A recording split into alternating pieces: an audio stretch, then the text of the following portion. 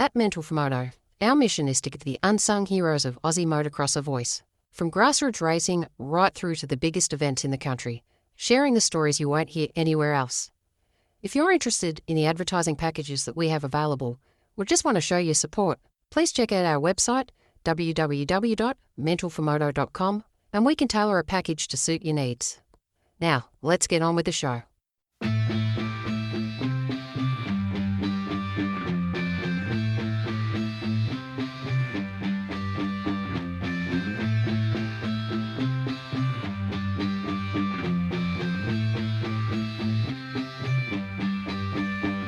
There were times I was lost, dark had fear, couldn't see through the rain. In the end it was clear, hit the fan. I was more than one man who was there to lend a hand. Together we'd stand, always had my back, my guardian soldier. Team put together, united we conquer. Blessed is he who in the name of charity carry me when I'm weak straight through the valley of darkness. Pitch blackness, the heartless, regardless, fear couldn't part us. Thick and thin, there by my side. At times we collide, but in the end we ride. Thick and thin, there by my side. At times we collide, but in the end we ride. We ride, ride. Welcome back, Moto fans. We've got another great show lined up for you guys today. Before we get into it, a big thank you to our partners for this episode: Fastline Suspension, Southeast Pools, Iro Helmets, Ultimate Toy Haulers, and the March sponsor of the Mental for Moto Motocross and Supercross wall calendars, available on the website now, Horsham Motorcycle Club. Okay, it's the eve of round one of the 2026 Pro MX Championship, so by the time you're listening to this, it'll be one and done. My guests today have just flown in all the way from Western Australia as they support a bunch of privateers that'll be racing this weekend. So it's my pleasure to welcome the Underclasses, Charlie and Josh, to the Moto Asylum. Welcome, boys. Thank you, mate. Thanks for having us, mate. Yeah, how's your trip over? Long. Yeah. Long and uncomfortable for me. Yeah, we both got stitched up with tickets. We had a full flight and we were both in the middle of very large ladies. But yeah, it's all right. We got here a bit delayed. Car hire was a bit of a joke, but we're here now, and yeah, we're excited to see what's going on the weekend. The main objective was to get here and see your face, so we're here now. Ready to go. Well, I originally said 3 o'clock, and then I'm like, oh no, we're pushing it for that. Well, we're running on Perth time still. I'm so snowed under. I'm glad you didn't get here at 3. I was pushing shit uphill as well. Oh, well, anyone that knows me knows it's whatever I say, it's always a couple of hours. My strategy with Charlie is if I want him there by 7, I'll tell him you're going to be there by 6 and you'll rock up on time. Yeah. That's awesome. That's awesome. So what's been happening over in WA for you guys lately? Well, pretty busy really, just working and stuff. Obviously, before Christmas is hectic for us, all the sponsorship stuff that we do. January's usually pretty chill. Everyone's broke. It's hot back home. I don't know what the weather would be like here, but it's usually cooking, so no one's really riding in that. February, it's kicked off really, really good for us. Got a lot of new stuff in the pipelines, which is a lot, yeah. Obviously, well, you know what it's like when you're trying to plan ahead and everything. It's pretty full on.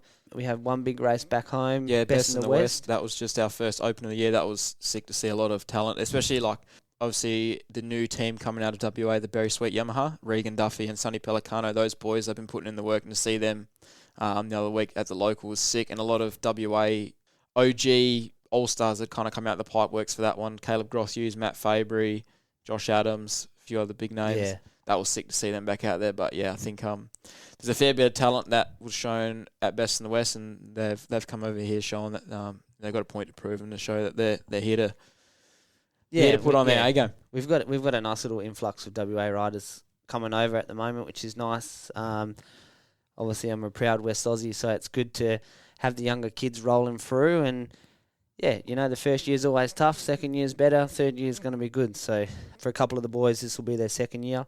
So yeah, hopefully around the top 10 we'll be happy, I think.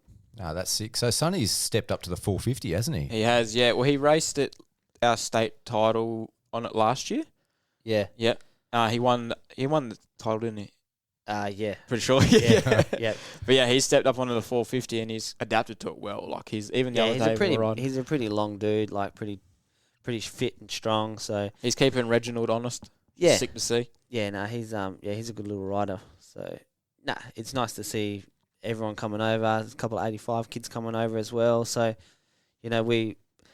I try and promote the sport where, you know, there comes a certain point where you need to get over here. Do you know what I mean? Yeah. And being number one in WA means nothing. So, you know, you're better off coming here and diving in the deep end and getting amongst it. Yeah, I want to explore that a little bit later. I've made some notes about that. But before we go down that road, tell me a little bit about the Underclass for, you know, anyone that hasn't been on social media, because if they have, they will have definitely learnt about the Underclass in the last few months. You've hit the campaign pretty hard. Yeah, oh yeah. We Yeah. spent some money on that. Yeah, it's it just started when I was racing, you know, like I travelled the national series for a few years, and yeah, just felt like being from WA, no matter how good you were, no one really gave a shit when you got here, and that's life and that's the sport. And I don't know, I'd be like, fuck, they just look at you like you're underclass, you know. And then I was driving along, you know, in the 20-hour drives or whatever, and I'm like, oh, that would be a sick name. So yeah, long story short, I was with a gear brand for a long time, and it kind of just got less and less, and the better I got, it was worse and worse. And I was like, what am I doing? I might as well just make my own stuff. So that's how it started, years of just back and forth, and I wasted a heap of money, heap of time. Like, it's a joke, to be honest. But I just kept at it, man. Do you know what I mean? And we supported. My big thing is supporting people that want to do the sport, and people that put the effort in will put the effort in, and that's what drives me personally. So yeah, it started off with one of my best friends, Tom, as well. He was my partner in the beginning. Yeah, we were getting too busy and stuff, and then we sort of separated. I took it on full time. Josh was already working for us, and yeah, it's growing pretty quick, pretty rapid. We're literally having a conversation this week. We're like, man, we need someone else to jump in and help us, because we're getting snowed under, which is good. It's a good sign, and it's nice to see so many people enjoying the product, supporting an Australian company, and I think a lot of people resonate with the name of it as well, which is what it's about. You know, if you're not from a rich family, getting spoilt with nice gear and sponsorship, most people can relate to coming from the bottom and being an underdog, you know. Oh, it's definitely sick-looking gear as well, so it stands out on the track as well. Like, from a photographer's point of view, I love seeing it. Yeah, it's easy to spot. Everyone's like, how do you come up with the ideas? I'm like, I just tell Josh, like, just give me 50 and I'll pick a couple. So that's how it works. Josh, he's the creative one of the team. Yeah, it's funny. I always joke about it. Like, we'll have like these 5 or 6 designs that we like, and he'll just be on like this random like surge, and then he'll come back with like 50 colours of different variations. I'm like, what? How do we go from 6 to 50 so fast? Like, I'm like, I like the originals, but yeah, that's just how we work, you know. Like, it starts spinning off, and I think it's a good little team. But yeah, we're definitely ready for someone else to hop in and help us out as well. So anyone listening that's good on a camera or a bit of design background, bit of social media stuff, yeah. Hit us up. Yeah. Well, you're definitely growing. Gear's like a super competitive market. Yeah. It's brutal, bro. Yeah. So, like, is it working? Is it going well? Depends who you ask and what day you ask me, to be honest. You know, I love it, and I love being able to support people that are trying.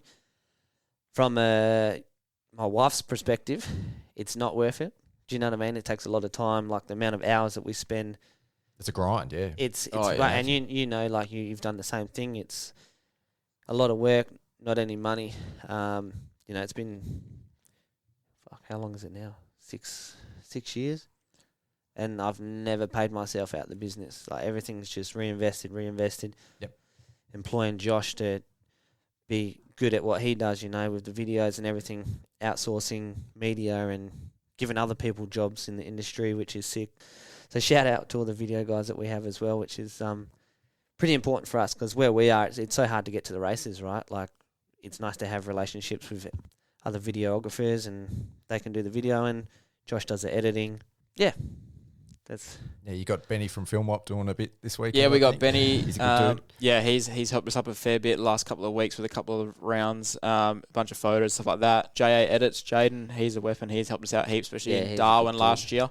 That was a sick one for him to get accreditation on that. Obviously, you've helped us out with photos in the past and stuff, which is also sick. But yeah, it's just like the same thing as well. Like a lot of that thing, even just reaching out with filmers and riders, it all comes down to that community thing. And that's what we're trying to build the most is like our riders aren't just, riders that are out there, advertising the brand. Like they're a community. Like we always try to have a connection with every single one of them. We're always trying to build the relationship with our riders and our customers. That's what we want it to be, is it's not like we're not just sending the gear for them to wear and like, there's a couple of sets for you. Like, I don't know, we'll talk to the end of the year. It's like, no, we're constantly checking in with them. We want to build that relationship with people. It's like, because that's one thing I think as well, is people, like, they genuinely are appreciative of that in terms of, like, you could get 5 sets of gear from another brand and that's all you hear from them. Where with us, we're constantly that's checking our in. thing. We tell people, like, make sure you're tagging us so we can, like, keep up to date, day to day. And it's not us trying to be like, oh, we're the Underclass gear. That's us being like, all right, they've tagged us in this. And it's just a constant, like,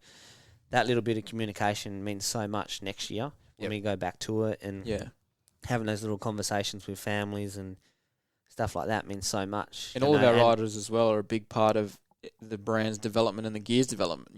We started off, designing and making the gear one way, but then all this feedback and all this talk we've had with riders and community has now, helped build it to what it is today and that kind of thing. And they're the ones that they actually have a lot more to do and much more to shape the brand than what they kind of think as well. They don't even know. Do you know what I mean? Just little things and just different knee braces and, some people wear stuff out certain ways and, like obviously it's never, no gear's ever perfect, where I used to take that real personally at the start. Like, someone, I won't even name the brand of knee braces, but they would just smash them, man. Yep. And I'm like, fuck, what are we doing wrong? What are we doing wrong?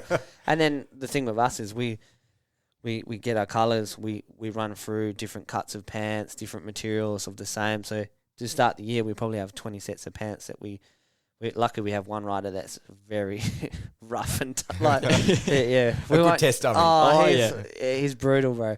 And that's how we run through stuff. And it's like the feedback from the riders that we have, or, what braces do you run? Why are you wearing it out there? Like, they wouldn't even comprehend what they're giving us, and we love it. Like we're still in such early stages. And sometimes Josh is all right, but sometimes I'm like, fuck, we need to be doing way more. We need to be doing this. But then I'm like, look back and I'm like, bro, we started with nothing. Yeah, you've come so far already. Yeah. Now we've got people in Prime X reaching out, and I would love to give everything away to everyone, but obviously we've got to pay for product. I've got to feed my kids, and that's the goal. Like this is our dream. Giving back. Like, so talk me through the process a little bit from design. Like, who does all your designs? Is that all done in house? Pretty much. Yeah. We kind of we outsourced a little bit this year, so we kind of get like a base. We have a guy that he's more of an artist, and he'll just do some funky design. You do have a whole bunch of concepts, really. Like, I'll have a play around with some stuff. Like, all the 26 gear that we got at the moment is currently designed by myself. Some new stuff that we're working on that's coming out as a mixture of just stuff that's designed by myself and this new guy. But we kind of get just a bunch of rough base designs, and then I'll go around and chop and change a few things, play with different colours and that kind of thing. So I come from a design background as well as like the creative side, like the photo and video side as well. So I kind of know what stands out on track and what kind of things I visualise. Like, I'm a very visual person. So now that I've taught Let's just say you're a nerd, bro. I'm a nerd, I'm a perfectionist. Like, there's so many times where Charlie's like, no, that looks sick. I'm like, nah, it looks shit. Like, I got to go back through and change all this kind of stuff. What do we always say? There's a doer and I'm the doer, you're the thinker. I'm the thinker. Sometimes I think too much about stuff. But it all comes back down. Like, it's just a whole bunch of trial and error of things. And then, as the same, like, even when we're getting samples and that kind of stuff, like, it would look one way on a computer, and then when it rocks up in person, you're like, oh, it doesn't look at all like it is. But, it's all done, by us. We want to be able to help, or we want to be able to say, put our name on the brand and say that we're proud to have built that and see it out there as well, just as much as the riders have as well, that kind of stuff. So, input comes from everywhere as well, but that, again, like, it comes back to being built by the riders for the riders as well. Like, I'm always, asking riders, okay, what colorways do you like to see? Like, what colors do you think would be sick, and what do you think would help with the gear and that kind of stuff? And getting input from everywhere, and then also the sick thing is seeing like, something's out on track where people can also be like, oh, I had a little bit of input on that gear. I helped, sick to see that I've had a little bit of input in how they've, progressed with their gear and that kind of stuff, which is awesome. So, yeah, we'd have 5 to 10 that we both like, and then we kind of, all our close friends and like close riders that we have, we'll just sneak peek to people, and you kind of get people's reactions pretty quick, and then you're like, oh yeah, sweet, like that's where we're going, and that's how we kind of work it. We try and have everyone's input, because to be honest, like we're bipolar opposites, right? Like what Josh likes, I actually don't like, and whatever I'm like, that's sick. He's like, that's disgusting. Yeah, there's a few sets of gear that I will never do again. Yeah, and but even like funny, like this year's gloves, man. I love like paper thin gloves. Same. Yeah, super thin. So I'm the complete opposite. Yeah. Oh, really? I couldn't. Here's a grot I want to bag. feel like I'm not wearing gloves. Here's a grot bag, bro. I couldn't. Yeah. No. We got these gloves, and he's like, "Oh, these are unreal." And I'm like, put them on. I'm like, they're too thick, bro. I'm gonna get arm pump. And then, so it's just funny, but that's what I think. So like special sounds a bit deep and meaningful, but it's like that's what's so good about it is, he likes one thing, I like another, so we kind of get a bit of both, and that's kind of how it brews up, So even with the designs, there's some that this year I didn't hate. That's the wrong word, but I was like, oh, bro, that's not it. But then it's grown on us too, and like the ones gets out to the public, and we're like, okay, like this, like it's funny. Even with this year, we're like put a label like this gear is going to be the best seller. We know it, and then it was complete opposite. Which one was the best seller? And we're like, well, okay, we didn't really expect that. Yeah, it's pretty wild. But then all the design. So back to the main question, we've sidetracked a lot. That happens with me. That's all right. Yeah, that's how it starts. Really, we get the designs, we pick them, the colorways come in. Sometimes they rock up and we're going, no, that's not it. And then it's sieving through. Yeah, and then the pants are the same. Like pants is probably the biggest thing. Jerseys are pretty easy. Do you know what I mean? When it comes to function and durability, like I would imagine, just from a cost perspective, you have to get these manufactured, not in Australia. Yeah. So when it comes to testing different materials and shapes, like how hard is that process? Do you get a whole bunch of samples and then figure out which ones are best, or? It's honestly, because you can have the same cut. So this is like this year we changed to a new cut. So you can have the same cut with 5 different materials and it will fit 5 different ways. That's the thing that like this year we dove in quite deep. We come out 8 colorways. We did 3 different cuts, but then you're like, man, some people are not going to like that one. Do you know what I mean? And you can tell by body types, right? Like, yeah. And that's just and it's really, really hard. That's the hardest thing. I think what we do best is we just put it right down the middle. Do you know? And next year will be like that. We'll probably drop one of the gear lines. So we'll go back to 2, put it straight down the middle, because I feel like we have a nice base there. If you're a lean, skinny dude, you can just drop a size and it'll be nice, tight, athletic fit. Yeah. If you're a bigger dude like myself, like I hate the new gear, bro. Do you know, like it's so tight. I look like a fat pig out there. I look like what do you call it? You look like a marshmallow. Yeah, I'm like, bro, it's not when he was nice. testing the white gear, I said, Charlie, take it off. You look like the Michelin Man. On one race day, I just put him, was like, no, Charlie. But yeah, so that's the thing about our gear. It's like because it's so like light and stretchy and nice. If you're a bigger guy, you go up a gear size. Yep. Still feels free feeling, like there's nothing worse than putting on thick, heavy gear and feeling restricted when you're already like a bigger dude. Yeah. And obviously the skinny, lean, athletic fit, they want it tight. And to be fair, if I was skinny, I'd want that as well, but definitely not. I think what we're juggling at the moment is trying to be I guess you could say as universal as possible. Is like we obviously want that really high premium quality, but also without sacrificing, the restrictiveness of the fit. Like say some brands you could get, it looks really, really professional and really like looks good on the rider, but then like you've got no like movement in the hips and stuff like in the legs and that kind of thing. And so trying to keep it as universal so people can have the athletic fit or a bit of a looser fit and it all kind of feel the same and it can be worn by multiple different body types. Very slippery slope. It's a slippery slope, but it's also one I feel like once it's mastered, it's kind of like what, you're not going to dive in to, if it's a new rider that hasn't tried us before, they're not going to dive into it and be like, okay, I'm expecting it to be like this. We want it to be like, okay, it's exactly what I expected and it will cover both sort of areas. Yeah, it's a slippery slope because that's the thing. It's like we can make gear that will last 100 hours, but it's not very comfy. Yep. Do you know what I mean? And that's the thing. Like, we do the Explore range, which is your off-road gear, more for trees and, prickle bushes and all that. Like, it's thicker, it's heavier, it's hotter. It'll last you, but personally, I don't like wearing it. Do you know what I mean? But we needed that product at the moment for people that do want to go out, trailblazing and that sort of stuff. And, the races, everything's so expensive these days.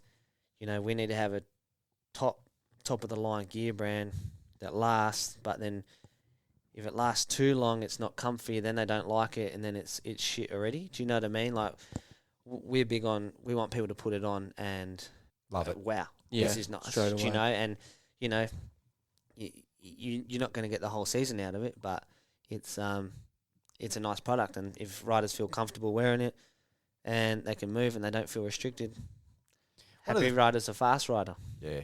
One of the things I love about, your approach is it's very privateer centric, and I love that about the Underclass.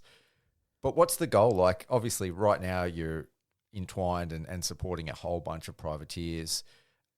In order for it to be an ongoing concern and a successful business, you obviously have to grow. Yeah, I guess that's part of it. So what's the long-term goal? Like, what's the aim? Have you got one, or are you just sort of flying by the seat of your pants? Maybe move to Barbados, cocktails. No, I'm just kidding. You're in the wrong industry for that. Yeah, I know. And, that's probably the biggest downfall for me is just I want to help everyone. Yep. But long-term goals, obviously, I've got a family I've got to support. I've got bills I've got to pay. I just want to keep growing. I want to get better. I want to keep pushing. I want to be able to have 4 different gear lines to cater for everyone. I want to give back. I want to have a team. I want to be able to support kids from WA that can't afford to come race here. Even my kids, I want to be able to have a business when I'm older that, if they learn marketing or sales or whatever it is, I'll give them the opportunity to do it. Even, I look at Josh like my little brother.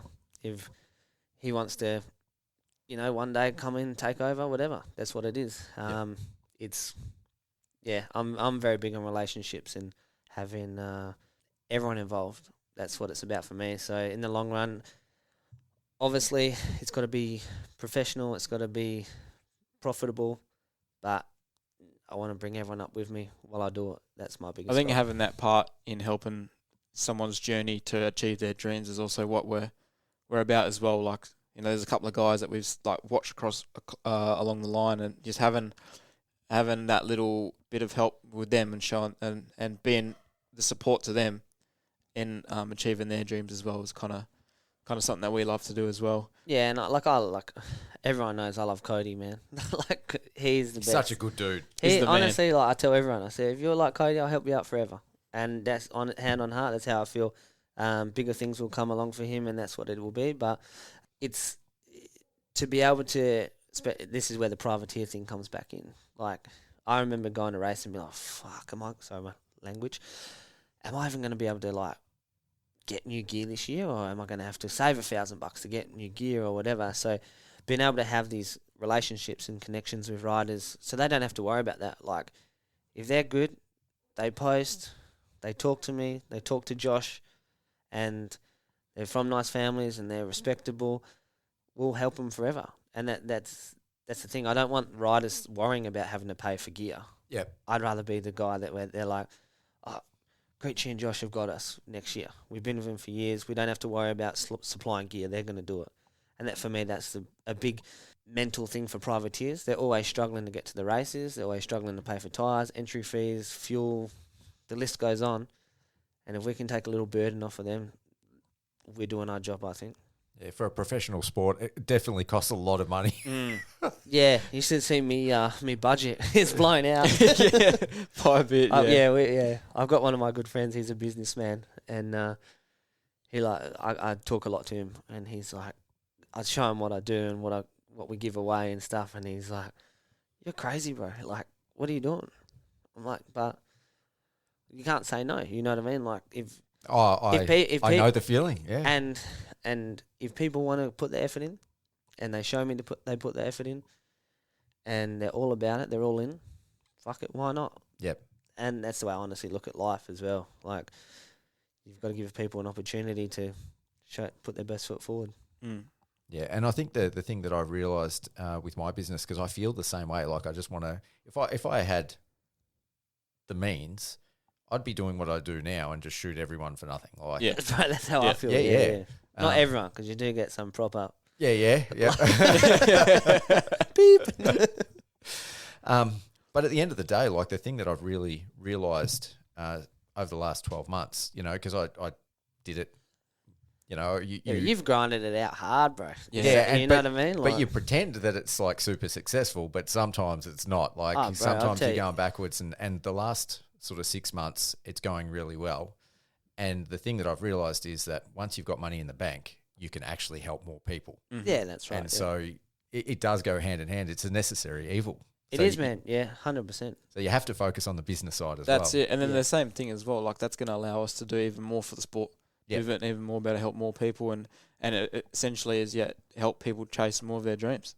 That's what we're about, like supporting them to get to the top. Yeah, like I think you know, same as yourself, people don't. We're having this conversation before we started. People don't actually understand what goes into it. Do you know what I mean? And I think that's why people come and go so much. Like for us, it's every day, but like. And like we were saying before, I'll start to relax 6, 7 o'clock at night, and then my brain is just going like bang, bang, bang. And then my phone's going.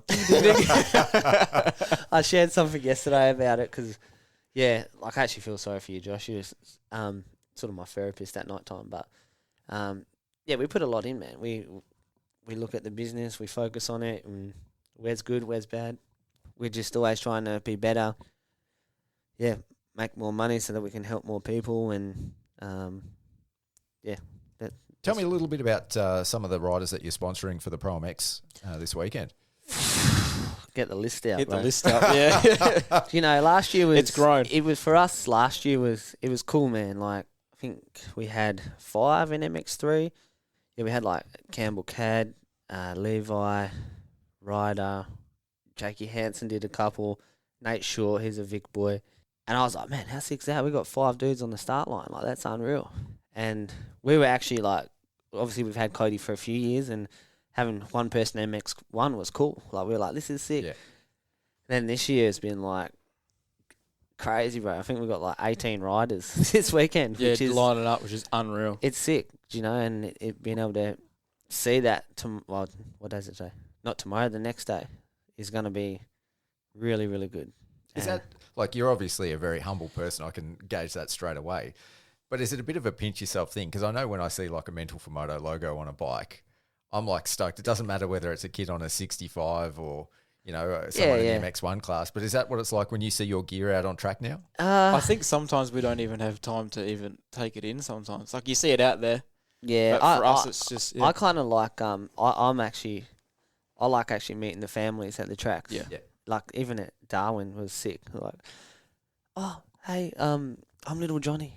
You know, we spoke on the phone, or, you know, and that's another thing. Like I'm big on like all the gold sponsorships when we start giving stuff away.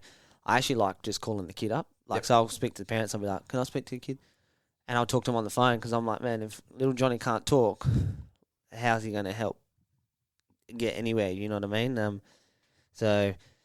Yeah, that's another thing. But yeah, we've got a few riders now. We got a nice little team as well. XLR, we've got a little team this year, which is cool. With Hayden Downey and Flicky, so that'd be cool. But yeah, I think what's there? 5 in MX1 this weekend, and fuck, that's 1. We run out of fingers on my hands to count MX3 riders. 12 in MX3 this weekend, 2 in MX in the 85s, and 1 in the MX Women's. So. Going to be a few out there. You're representing. Yeah. So it's cool. But even just little stuff, man, like obviously in WA there's a lot of miners and that sort of stuff. And back to the question about seeing logos and stuff, I'll get Snapchats of someone getting on an aeroplane with an Underclass hat on, and I'm like, that's sick. That's cool. Like, I rate that. Well, let's change gears a little bit. Obviously, by the time people are listening to this, the first round will have been over. So let's talk about the championship as a whole. Mm-hmm. You're over here to watch the racing. You're obviously an enthusiast. We'll start with MX1. What are your thoughts? Who's going to take it away? Who's going to win the championship? Just lucky I'm not out there, to be honest. It's not C grade this weekend. No. Webster's one of my best friends, and Yeah, he's the boy. He's the boy. He's going to take away the championship again 3 times. Hope so. Yep. Hope so. Yeah. Obviously Jed's bloody good as well. So I'm excited. We were literally driving here. I'm like, I just can't wait to see those two boys go at it. Yeah, I like Jed. He's always been nice to me. Always said good day and whatever. But Webster's my man. He's your man. Yeah. So he's obviously a WA boy himself, and you guys had a bit of a relationship, in the past. So Man, it goes before that. Like, we actually grew up in England together racing. Oh, wow. Yep. Yeah, so when we were 8, 9 years old, racing in England together. So, yeah, I've known him for a very long time. So, tell me a little bit about it. So, yeah, we used to race 65 nationals in England together. Obviously knew of him and that sort of stuff. Weren't super, super close. Just the normal stuff. Moved to WA in 2006, 7. And next minute, we're at the same track at Wanneroo together. And, I remember you. Like, Yeah. just little things like that, and just piecing everything together. And, we raced for a couple of years in England racing nationals. And now we're at the same track together. We live 20 minutes from each other. Yeah, and he's always been a very humble guy. And no matter how good he's got, he's always been the same friend, so...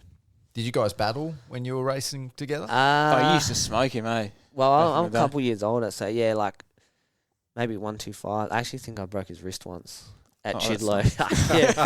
Yeah. To be fair, he was a little fella on a 125, and I think I was on a 250 or something. He was probably trying to pass me, and I was like, "Not today, y'all." And he was always an age group younger, but yeah, I remember this one time. I'm pretty sure we had a bit of a crash together, But yeah, since then, probably haven't seen him. Yeah. Yeah. So do you still speak to him now regularly? Yeah, probably, I don't know, once a fortnight or whatever. Yeah. Yeah, have just random phone calls and, usually when he's driving or I'm driving, we'll have a little chat. But yeah, obviously if he was back home, I'd see him a lot more for sure. You've obviously got a pretty strong scene over in West Australia, and obviously, we get glimpses of it. Guys like Cole Webster, Caden Manier, when they come over here or even take it to the world stage. But tell me a little bit about the West Australian scene in motocross, because over here in the East, like, it's out of sight, out of mind. It gets me frustrated, man. Touchy subject sometimes. Yeah, I know I've had a couple of jacks by now, so I'll open up. But it's a shame, man. Like, it's a real shame. Yeah, these kids... I feel like back home, if we had these big races, I feel like it would really light the spark even more. Do you know what I mean? I feel like a lot of kids over there, they look at Best in the West, for example, and they think that's the peak of the sport. That's not even you're nowhere near the surface at all. Yeah. Like, imagine if we could get all of these teams, all of these riders over there.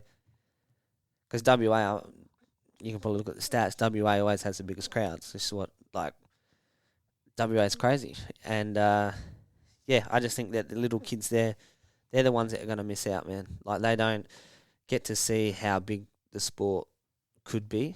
They don't get to see the big trucks. They don't get to... Obviously, they see it on YouTube and all that nonsense. But, I just feel bad for the kids, man. That's where the sport is. If we don't have the kids coming up and have an ambition and drive to be a professional racer, what's the point in doing it? Yeah, I feel like some of the younger generation in WA, they're some of the most hungry and almost like motivated riders.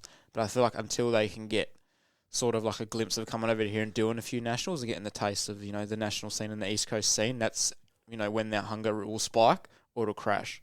Yeah. Where I feel like we've had like a lot of talent in WA where they haven't made the sacrifice and the jump to come over, and that's kind of not wasted talent, but they've kind of been like, this, I've done really as much as I think I can do, so I'll just chill out now, kind of thing. So they've got to come young too, and I'm a big advocate for that. Like, I've been very lucky to spend a lot of time with a lot of kids that have done pretty well, and they get to 13, 14, 15, they have to start racing here. Do you know what I mean? Even Caden and that family is like, I actually think Caden's older brother Jordan. I used to have arguments with Caden's dad because I always thought Jordan was better. Yep. So we'd be training and we'd be like, I'd take him out, we'd have this mad bush track and a section in the trees and stuff. I love a bit of off-road, and one day Jordan would be better than Caden. So I'd drop him back off after training and I'd be like, Deal, Jordan's way better than Caden, you know. And then like he'd be like, oh, I don't know, man. And yeah, like it's just, yeah, like, it's a shame that Jordan stopped racing because he was a good rider as well. But yeah, I don't know. I just think that Caden moved here at a perfect time. Like you 14. That's crazy. Yeah. Yeah. Oh, yeah. Yeah, and then, you know, little Ollie Burkett, he's made the move now, and he lived the next street over from me. I spent every day, like 3-4 days a week with him. And, you know, that's a tough conversation to have with your family, right? Like, you get to a certain level and you need to come. You need to make it happen, so. Yeah, he's just moved over here with his dad, I think, and his mum's still back in WA. Yeah, Yep. yep. So, it's big, hard, man. And big sacrifice for sure. You know, the Meniere's done it, Webster done it, and there's no reason why no other kid from WA can't do it. Yeah. You know, But on that note then, so is it safe to say that you would love to see a Pro Max round over in West Australia? Right, I'd like to see. Right. You would not understand. But even when the riders go to Manjimup, right? Yeah. They're like, wow, this is crazy. I'm like, dude, imagine if you had like 2 nationals, round 1 and 2, WA, Bunbury, Wanneroo. Then let's go to Gilman on the way home. That's 3 rounds done in 3 weeks, 4 weeks, whatever you want to do. It's easy. It's not that hard. Do you know? Yeah, I understand that hotels, houses, all that shit's expensive, but man, it's the Australian motocross. Yeah. Like, it's not the East Coast Championships. If you make it worth everyone's time and do at least 2 rounds over there, then like I don't really see why they couldn't. But like the crowds that you would draw in would be nuts. Like WA is so hungry for. Even when we had the Supercross, like, oh man, Yeah, it went mental. WA went mental. Yeah, they need it needs to happen. I do understand. I'm not stupid. I do understand. But you've got a really good perspective because you live in West Australia. You come over here for the races to the East Coast, so you do the travel, you do that grind. You've been a privateer, so I think you've got a pretty good perspective. Yeah, and but I just feel bad for the sport in WA for that, if you know what I mean, and that's just what it should be. And well, there's talk that there's going to be a Supercross round over there potentially. So that needs something, man. Yeah. That's all it is. Like, There's been talks of that for ages, man. yeah, I just think that the easiest thing to do would be like have one, even if it's 1 round over there, have Manjimup the week after, have Gilman on the way home, Yeah. and then do your whole East Coast. Even if it's, I guess if it's going to be the hardest round to get to, get it out of the way, get it done first. yeah, when get it out of everyone's the way. keen, everyone's chomping at the bit, 100%. Yeah, man. Get it out of the and way. you know what? You'll get to the first round, and I would guarantee. I don't know how many people they get at One Thaggy Nationals. You've probably got a better idea than me, but whatever crowd you got there, WA would have twice as many. Yep. And be twice as rowdy. Yep. And that's what it is. Like, that's what makes me laugh. When people the junior Aussies in Bunbury, a lot of the dads were like, "Oh, there's like 2 bars here." I'm like, man, yeah, but like that's what it is in WA. Yeah. Like, that's every track has a bar right inside the track. You know, all the parents, all the families are at the track because the dad's having a good time. There's always playgrounds there. The kids are running amok. So it's not like, you know, dad goes to the track with his son. The whole family's going. Yeah. Do you know what I mean? And that's what it's about. Like, just And being, even when we had the junior nationals at Bunbury, like the club, whatever club gets chosen to do over it, they'll put on a show. They'll make sure that the facility is top notch, everything runs smoothly. Like Bunbury, they did so much work to get to the event to make it what it was. Like people will go tenfold for a national. yeah. So I think we've got like the hunger and the want is definitely over there. So I think people just need to bite the bullet and just get it done, get it over there. And what's the level of racing like at the amateur scene? It's not as, it's obviously the 85 class is the biggest. Yeah. It's dying off, man, to be honest. Oh, really? You have your kids at the top level that want to do it and they're hungry and they drive, which, you know, I'm all for that. Like, I love that. And then you have the next sort of B grade kids, but there's the beginners coming through. We don't really have it. I'm not sure why, but yeah, it's not as big as it should be. Yeah. We hope you're enjoying the show. Here at Mental for Moto, we can only do what we do because of the sponsors who support us. So please stay tuned for a couple of brief ads and make sure you show these legends some love.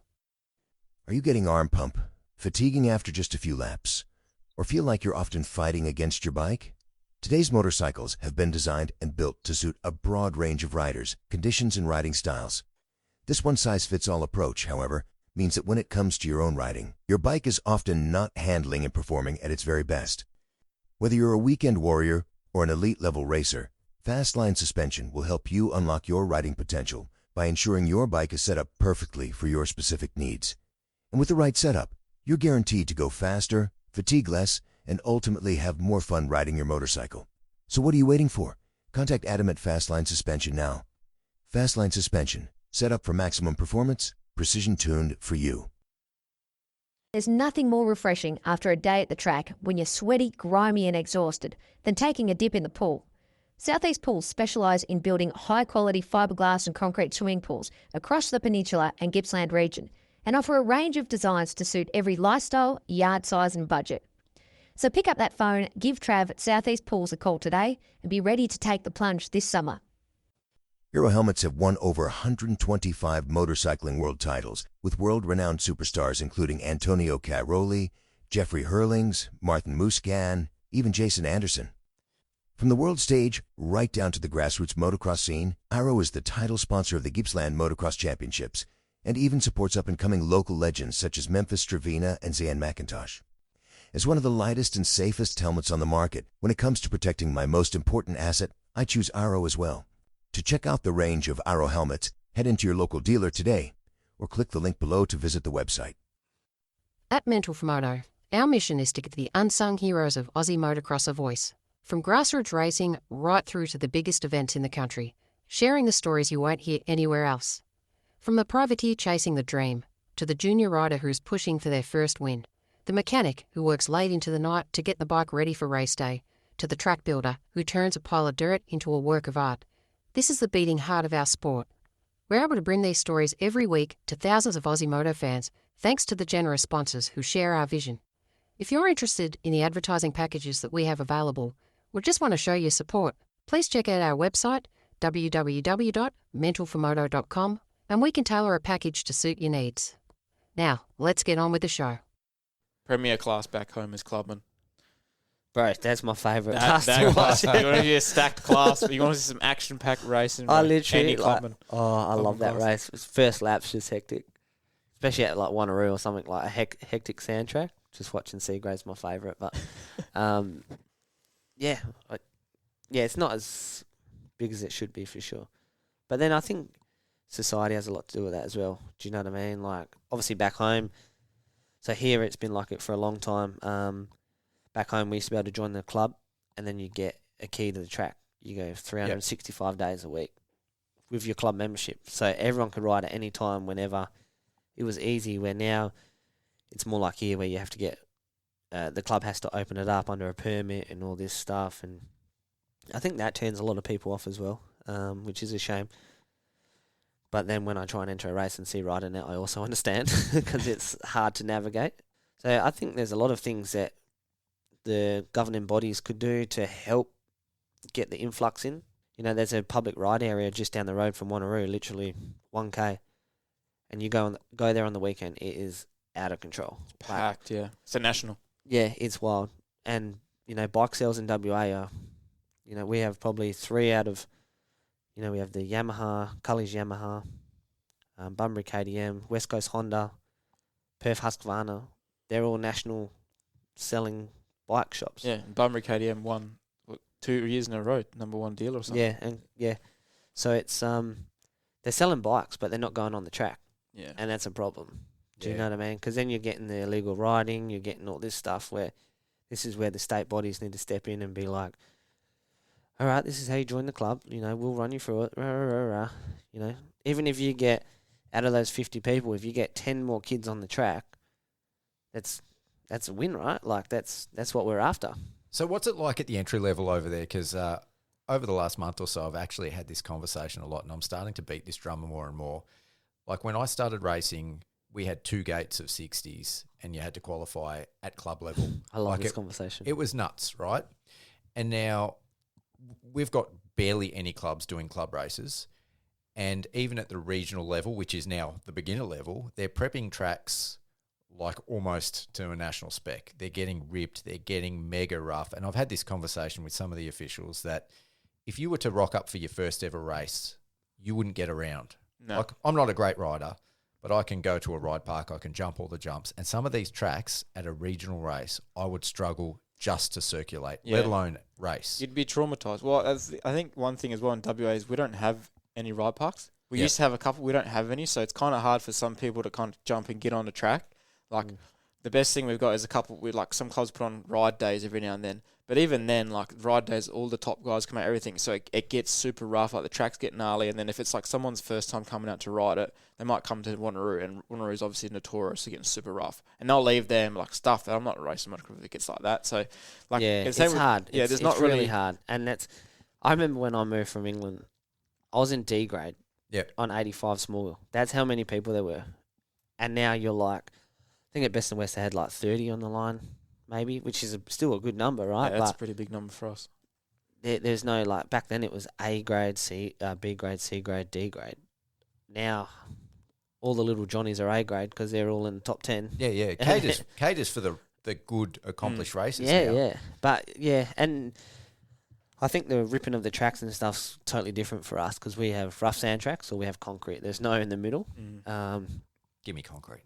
Yeah, I'm a sand guy, but I fully get it, and I fully I'm on board with your, for a Gippy or whatever. That's your side, eh? Yeah.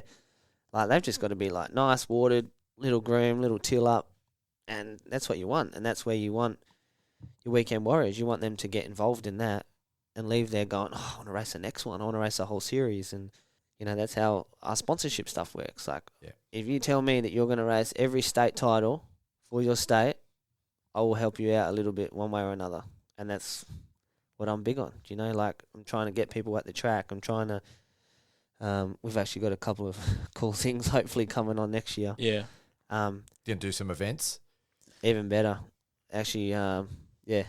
We won't spill the beans too much. But trying to get people to really dive in deep in their state title championships and have a bit of an incentive. So, Yep. Yeah, should be good. Oh, very cool. Yeah. I'm going to keep my ear to the ground for that. Sounds exciting. Get the boots back on, mate. Yeah. Oh, mate, you haven't seen me ride. I'd be E grade, yeah. There you go. That's all right. Nah, it's all good. As long as you have fun, that's what it's That's about. what, yeah, exactly. Mate, I've got the biggest smile of anyone on the track, that's for sure. Yeah, That's good. what it's all about. That's what we're doing it for. Yeah. So I'll start with you, Charlie. Do you still swing a leg over the bike? You came over and raced a national, I think, in 24. Oh, So bro. have you ridden since then? I don't know if those hips are loose enough to swing a Oh, leg over bro, at the my moment, back are they? is still sore. No, I haven't. I literally just ride the state titles, Yep. to be honest. Last year, just life, and I got 3 kids, and obviously work's busy, and I train kids as well on the side.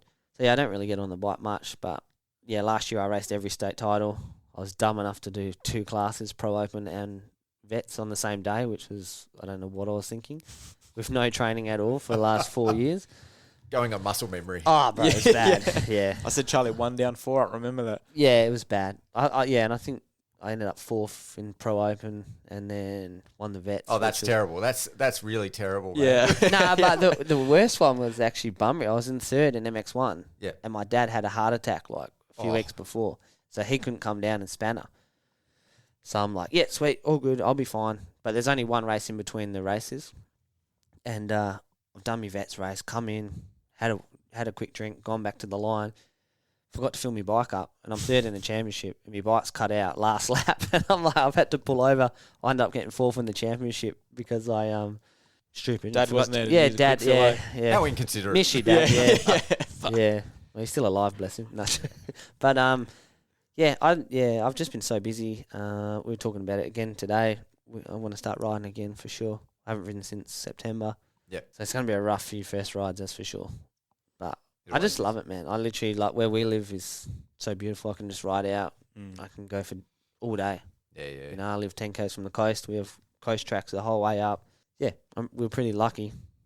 As someone that embraces the grind and has got 3 kids of my own, and I'm a little bit older than you, I think you just got to set that time aside. Like I ride on Wednesday afternoons, Yeah. because when you're so invested in your work, Yeah. and it's all consuming, if you don't set Oh, that time aside, you yeah. just end up working 7 days That's a week. right. Yeah. Yeah, like Josh knows me. Whatever I do, it's 100%. Yeah. And that's why this year I've actually said I'm not going to race this year because I struggle to.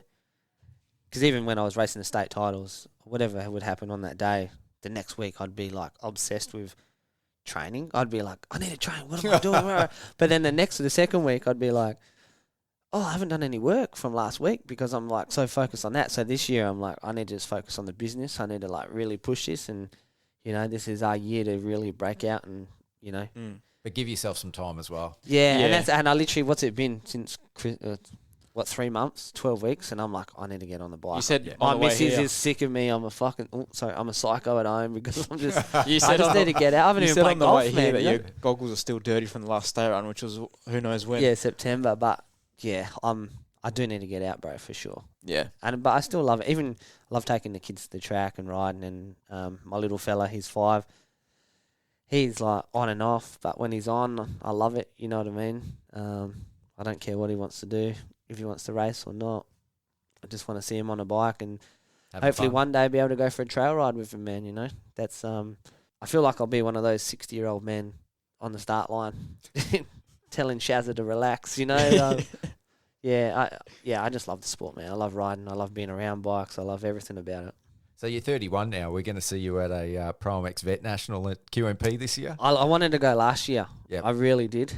I can't remember I think we had a wedding or something on, which was very inconsiderate of that person. But I wasn't allowed to go, to be honest. That's the honest truth. Yeah, but if I go, I'll make sure that I'm ready. That's for sure. I won't be going looking like this. That's for sure. No one wants to see a marshmallow riding around. We'll make sure we don't do white gear that year. No. The gear size up, is that? Gear size up. Yeah, so back, we've gone off track again, but back to that national in 24, I literally because 23, I've snapped my Achilles, so I had 9 months off, and then I got a bike 6 weeks, got this Yamaha, and I was like, oh, I love this thing, this is sick. Trained for 6 weeks, proper, ate good, lost a heap of weight, felt alright, and then I got there and I literally got 20th or 22nd. I was like, what am I doing, bro? And then Webster come to lap me on the last lap or whatever it was, and I just pulled off the track. And then after the race, he's giving me shit. He's like, did you pull over? I said, I was not doing another lap, bro. I'm not. I was like, I think my time's done. Because I think the last time I rode there was 2019. And I think I ended up 6th overall in MX1, which was my career best. I was stoked. So I was going there with that much confidence. I was like, I'm going to top 10 this weekend. I've been on the bike for 6 weeks after 9 months off. Turns out I couldn't even get points, I don't think. But should we mention how your wife shut you down when you got on? No, we don't want to make people cry, do we? I don't want to cry on air. Cry. Yeah, nah, bless her soul. Yeah, she's a savage. Oh, so. She told him pretty much to hang it up. Just what are you doing? Because of your results? Oh, bro. I literally, I left the track so Webster's won. Oh, we're having pizzas at mine. I said, I'm going. So I just got in the car with one of the boys that's racing this weekend. He didn't have a good day either, so we just drove straight home. Slept for 3 hours in South Australia somewhere, pinned it home. Oh, wow. Yeah, we were off it. I think we would have spoke 10 words the whole trip. Yeah. And I thought, fuck. You're still that competitive. I really thought I had it, man. I was like, riding sand tracks back home. I was like, sweet, I feel really good. Had good pace. Anyways, get home. It's late at night. Anyways, go to bed, wake up in the morning. Missus goes, what do you reckon? I go, oh, fuck, bit disappointed, whatever. Just, didn't have it. She goes, yeah, it's fucking embarrassing. Couldn't even watch. That's harsh. And I was like, so then I'm telling me mate, and he goes, and he's a tough lad, and he goes, oh, I'm about to tear up, mate. But, I mean, you know what? Hats off to her. She's straight up. She doesn't beat around the bush. Everyone else is telling me, that's all right, mate. You've done all right. It's good to see you out there. Yeah. She's sort of that around that 20th in MX1 it's no mean feat, man. You're still a bloody good rider. I know it's not where you want to be, but you're lucky you're fitter than you look. Yeah. Yeah, I've got a sleeper build. Yeah, I'm like a diesel. I'm fit fat, like a double F fit. Yeah, you know what I mean? Yeah. So it's funny. Even when we did Hatteray, I was like, bro, didn't even train at all. Got 32nd or whatever. The first thing you said when you come off the bike. Yeah, bro, yeah. Unreal. And I didn't even train at all. Yeah, the first thing you said when you come off the bike. Probably should have trained for that, I think. That is the most savage event. Bro, honestly, I think the best thing is my dad. So my dad's this old English guy. Anyone that knows him knows how this is going to come across. So I pull in second lap. I'm thinking, fuck, I'm starting to cramp up already. and I pull in, and I'm pretty sure I blacked out to the last lap. I remember pulling in last lap. Actually, I remember seeing Ty Keane in a tree, which was kind of funny because we were helping him at the time, and he's come past me like a dog with two dicks, and he's come past me and he's like, you, and then 2 corners later he's stuck in a tree. And I'm like I'm laughing to myself anyway. So it come to the last lap and I needed fuel, and my dad just pours this Red Bull all over me, like all over my face, and he's like, come on mate, you can start trying now. And I remember just looking at him like so blank, and I was thinking, I literally don't even know what I'm doing, why I'm here. I think I've been trying. Like my dad's like, you can start now. What year was this? 24. Yeah. Yeah, it was 24. But yeah, I just remember my dad going, it's all right, you can start trying now. And I'm like, oh no. That's heartbreaking. Yeah. You got some harsh people around you, man. No, I need it, bro. If you hang around me, you need people to keep you in line, that's for sure. But yeah, that was a good race. That's a sick event. We got the bug. I got the bug. I really want to do it. I never want to go there ever again on a bike. That's not what you said the other day. Nah, not now. Oh, I could do Haddo again. Do you still ride race? When I'm not crashing my brains out and injured, yeah, I'll give it a go. I did a fair bit of racing last year. I did in the season on a bit of a weird injury. I jumped a jump and kind of frame cased a hole that had developed and stretched my peroneal tendon, which is a tendon that runs around the outside of your ankle, which I'm still having a couple of dramas with it, like it just popping in and out. It just feels gross. But this year I'm still definitely riding. Like I love riding. I'll never stop riding until the day I die. But I'm toning it back a little bit this year with my race and that, and obviously wanting to do a bit more, like me and Charlie are going all in to grow this brand and really get it to where it needs to be and what we want it to be. I want to obviously come over to this is actually my first Pro MX race coming to this weekend, which I'm super excited for. I'm going to a whole bunch of others, but I'm planning to make the move to Queensland myself later in the year. So yeah, I'll still be doing a bit of racing, the kind of ones the fun ones that I enjoy doing and that kind of stuff. But yeah, whenever I can, I'm always getting out on the bike and stuff like that. So yeah, you still ride a fair bit, which is good. Yeah, I still try to ride a fair bit because obviously me and Charlie put so much effort and work into what we do, and a lot of people kind of a lot of it doesn't get seen. Is that like we go balls to the wall. That so you kind of need that escape and everything. Like everyone will say the same thing that rides is like there's no feeling like riding. And that's the thing, like everyone needs to get out and go swing a leg over it when as soon as they can. Yeah, for sure. That list of shit that you've got to do, it's not there anymore when you're on the bike. Nah, nothing is. Yeah. No. Yeah, I do miss out. Definitely not racing Haddo or a Pro MX ever again. I'd probably, to be fair, if it national come to WA, I would sign a piece of paper right now and say I would do it. Yeah, you'd have to. I'd be the sweep. Oh yeah. No, you're racing. I'm going to hold you to that. Yeah, no, I would. That's it. I would too. actually commit and do it because that would be sick. So what are your goals and ambitions both on the bike and with the brand long term? For me, just keep it on 2 wheels for a full year.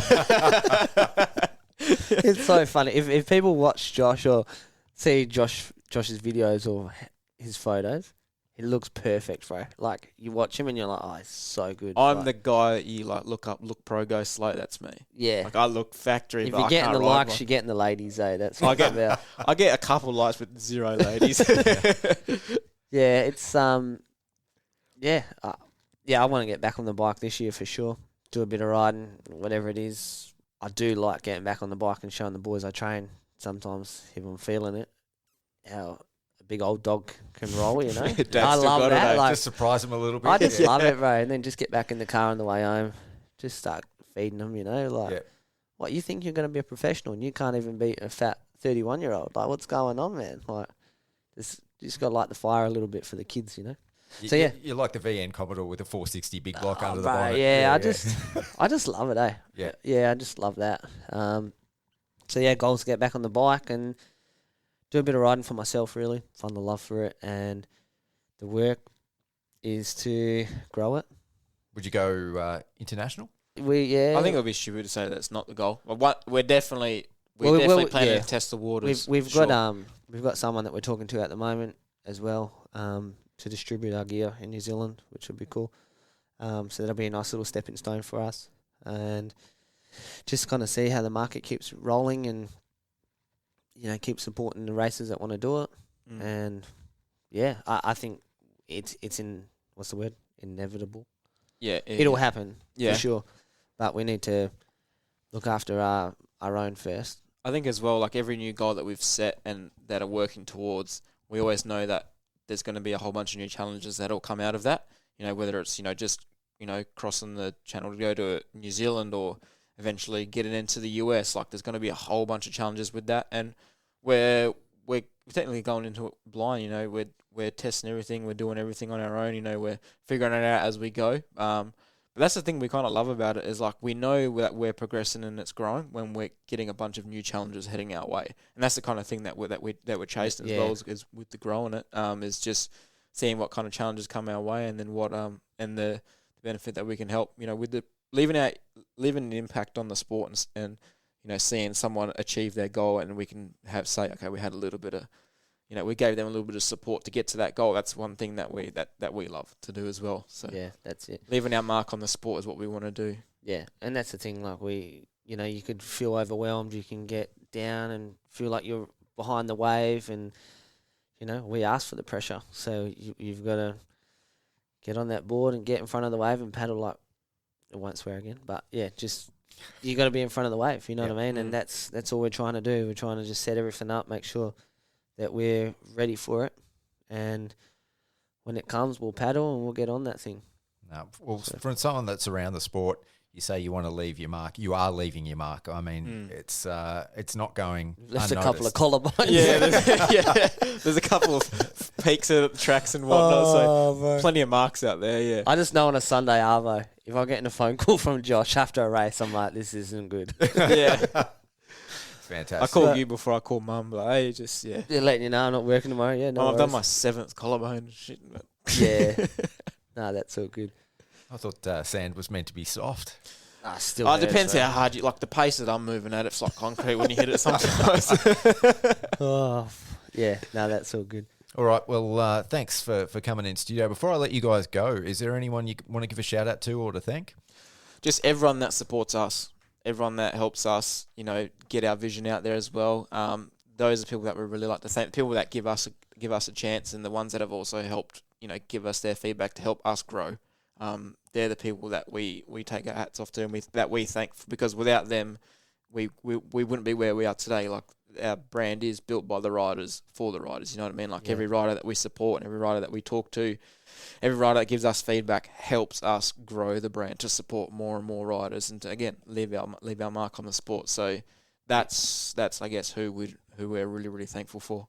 Yeah, and just having relationships with families, and I like to call it the circus. Like we all pack up and we go to the next round, and it's nice to travel around and see your friends, and yeah, when you're supporting them and you've got a little part in their program, that's what means the most, really, I think. And for anyone listening that's after some Underclass gear or wants to find out more, where can they find you guys? Where can they buy some gear? Just grab your mum's credit card and the underclass.com.au. Yeah, we've got an opt-in where you get discount on your first set, $50 off a set when you sign up with the emailing and stuff. There's a link in there to send your sponsorship in, send your resume. Yeah, we've got a link. That thing's blown out, so anyone that's trying to hit us up at the moment, it's not very good, but usually around September, October, we'll open that back up. Try and get in early, and yeah, don't ask for free stuff. Let's just build a relationship, and yeah.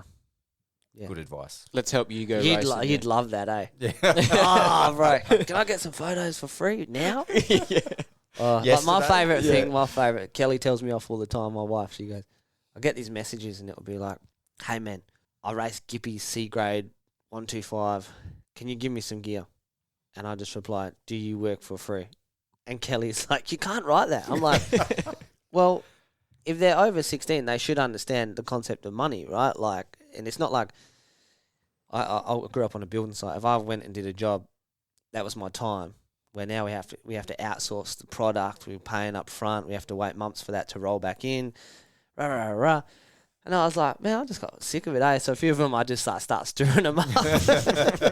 Kel's like, that's not professional. I'm like, oh man, it is what it is. Like, yeah. But so, I think but man, I love that. And even when we go through the sponsorship stuff, when people put the effort in and they actually don't ask for stuff, they I'll say, all right, this is what we can do. This is sort of what you're doing. This is what we can do to help you there. A lot of people are like, yep, no worries. And then next year they're like, can we go again? Yep, no worries. And that's what it is for me. It's like, well, for us, I have to know the families or the names. Josh has to know them.